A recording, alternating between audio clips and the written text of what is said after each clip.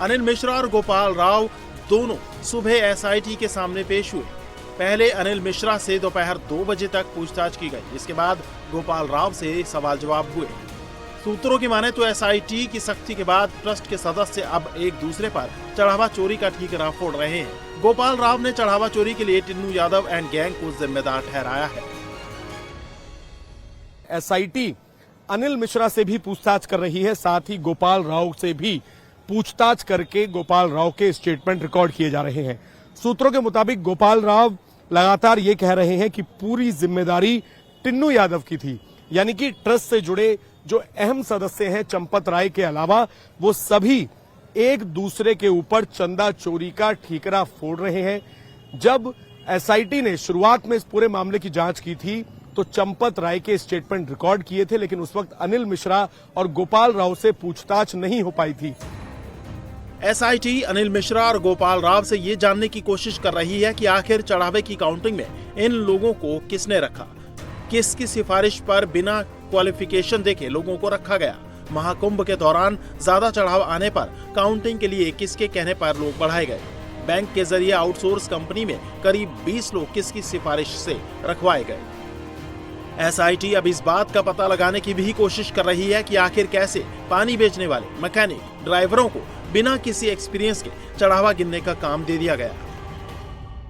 बताया जा रहा है कि चंपत राय ने रामलला मंदिर की जो भी पूरी जिम्मेदारी थी, खास तौर पर दान चंदा को लेकर, अंदर एंट्री को लेकर, सभी जिम्मेदारी डॉक्टर अनिल मिश्रा को दी हुई थी। और अनिल मिश्रा के रिकमेंडेशन पर ही जितने आउटसोर्स कैशियर्स थे जिनकी गिरफ्तारी की गई है उन सबको यहां पर भर्ती किया गया था, जिनमें से कई लोग ऐसे हैं जिनका प्रोफाइल ना तो बैंकर का था ना ही अकाउंटेंट का उनका प्रोफाइल था। कोई मैकेनिक था, कोई पानी की बोतलें बेचने का काम किया करता था। तो आखिरकार उनको इतनी बड़ी जिम्मेदारी कैसे दे दी गई?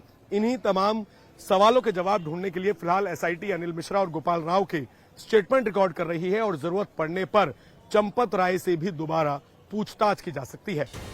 सूत्रों की माने तो राम मंदिर के अंदर की पूरी जिम्मेदारी चंपत राय ने अनिल मिश्रा को दे रखी थी। एसआईटी अब इसकी भी जांच कर रही है कि राम मंदिर से जुड़े किन लोगों की संपत्ति हाल ही में कुछ सालों में तेजी से बढ़ी है।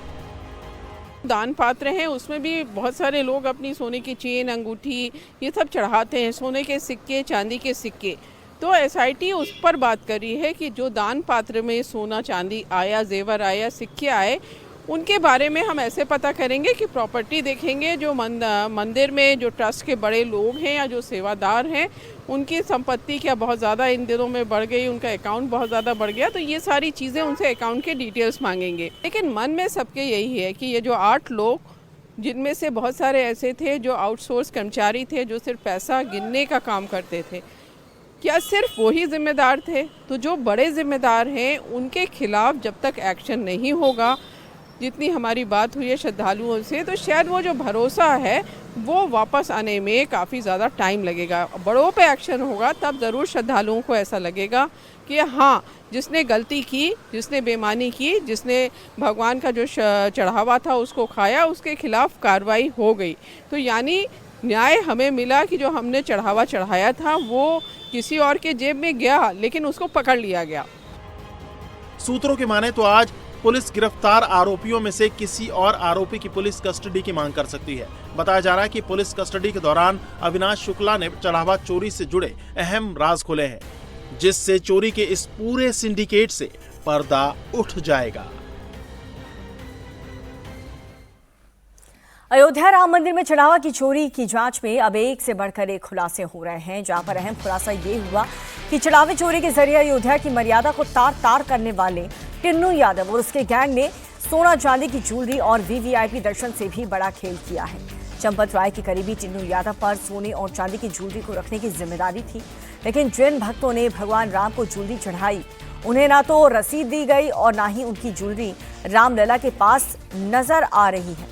भगवान राम में आस्था रखकर के महंगी ज्वेलरी दान करने वाले श्रद्धालुओं ने जब ट्रस्ट के महासचिव चंपत राय से सवाल किया तो चंपत राय ने उन्हें अहंकार के साथ जवाब दिया। राम मंदिर चढ़ावा चोरी मामले की जांच कर रही एसआईटी और पुलिस को कई अहम सबूत मिले हैं। पुलिस को कई आरोपियों के बैंक अकाउंट से जुड़ी अहम जानकारी मिली है। आरोपियों की सैलरी 17 से 20 हजार रुपए थी। लेकिन आरोपियों ने अपने अकाउंट से कई महीनों से सैलरी नहीं निकाली। सूत्रों की माने तो तभी चढ़ावा चोरी की रकम से अपने खर्चे चला रहे थे और पुलिस को आरोपियों के मोबाइल से अहम सुराग मिले। आरोपियों के मोबाइल से चोरी की रकम बंटवारे की चैट मिली। राम मंदिर परिसर में राम मंदिर ट्रस्ट के महासचिव चंपत राय, डॉक्टर अनिल मिश्रा और गोपाल राव का पूरा कंट्रोल था। मंदिर व्यवस्थाओं का चंपत राय, अनिल मिश्रा और गोपाल राय संचालन करते थे और साथ ही टिन्नू यादव पर सोने और चांदी की ज्वेलरी को रखने की जिम्मेदारी थी।